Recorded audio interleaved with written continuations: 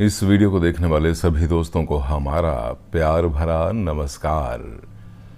दोस्तों, आज की इस वीडियो में हम आपको बताएंगे कुछ ऐसी चीज़ों के बारे में जो हम अक्सर खाते हैं मगर वो जहरीली होती हैं, इतनी ज़्यादा जहरीली कि उनसे आदमी की मौत भी हो सकती है। तो आइए शुरू करें। पहली चीज़ है जो हम अक्सर खाते हैं वो है हरे आलू। जी हाँ, हम अक्सर घर में आलू खाते हैं मगर कई बार जब हम खरीदते हैं तो उनमें कुछ एक आलू या एक दो आलू हरे रंग के होते हैं। तो दोस्तों, ये जो हरे रंग के आलू होते हैं ये जहरीले माने जाते हैं।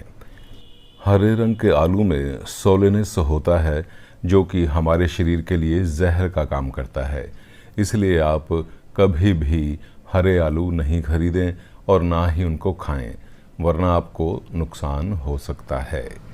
दोस्तों, अगली चीज़ है जो बहुत सारे लोग इस्तेमाल करते रहते हैं अक्सर, वो है बादाम।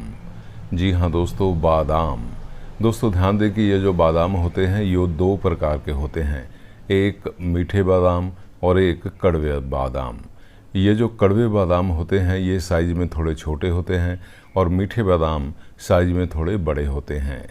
तो दोस्तों, आपने कभी भी छोटे बादाम नहीं खाने हैं क्योंकि इनमें से कई बार कुछ एक बादाम जहरीले निकल आते हैं और हम उनको भी खा जाते हैं।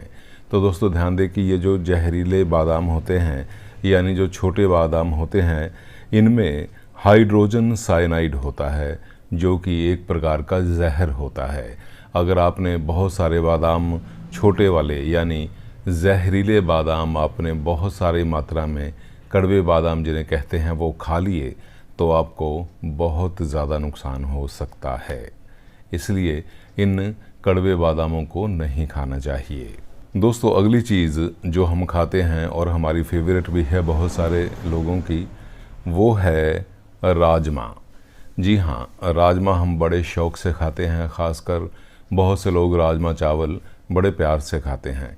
तो दोस्तों ध्यान दें कि आपने कभी भी कच्चे राजमा नहीं खाने हैं। कारण ये होता है कि ये जो कच्चे राजमा होते हैं इनमें लेक्टिन होता है जो कि एक प्रकार का जहर ही होता है और हमारे शरीर के लिए बड़ा घातक होता है। दोस्तों, कच्चे राजमा से मेरा मतलब है कि कम पके हुए। जी हाँ, जब हम राजमा की सब्ज़ी बनाते हैं तो कई बार वो कम पकी रह जाती है और राजमा थोड़े से कच्चे रह जाते हैं। इसलिए राजमा हमेशा अच्छे तरह से पकाकर ही खाने चाहिए। जब राजमा अच्छे प्रकार से पक जाते हैं या गल जाते हैं तो ये जो इसमें लेक्टिन होता है वो अपने आप ही ख़त्म हो जाता है और फिर हमें मिलते हैं सिर्फ राजमा के फ़ायदे। दोस्तों, अगली चीज़ जिसे हमें ज़्यादा मात्रा में नहीं खाना चाहिए वो है जायफल। जी हाँ, इस जायफल का जो प्रयोग होता है वो ज़्यादातर मसालों में होता है या फिर मसाले के तौर पर होता है। ध्यान दें कि ये जो जायफल होता है इसमें मायरिस्टिसिन होता है जो कि एक प्रकार का जहर होता है। इसलिए आपको कभी भी जायफल का पाउडर नहीं खाना है।